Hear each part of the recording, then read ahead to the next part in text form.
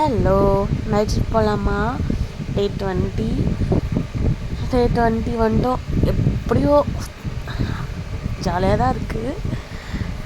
பார்த்திங்கன்னா 20 அன்றைக்கி நம்மளோட கேப் மிஸ் பண்ணிட்டோம். நம்ம ஓனில் தான் போனோம். ஆனாலும் சீக்கிரமாக போயிட்டோம். 5 o'clock பிஃபோரே போயிட்டு ஒரு ஹார்லிக்ஸ் குடித்தேன். ஹார்லிக்ஸ் மிக்ஸ் பண்ணி குடிச்சிட்டு அதுக்கப்புறமேட்டு லன்ச்சும் கம்ப்ளீட் பண்ணிட்டு மறுபடியும் ஒரு டீ பிரேக் வந்தோம்.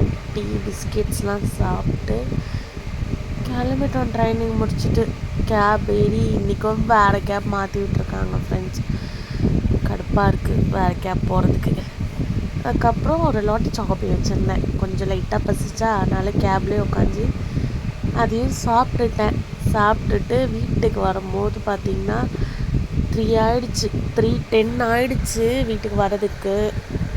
வந்துட்டு தோசை ஊற்றி சாப்பிட்டேன். ஏன்னா பசி ஏன்னே தெரியல, செம பசி.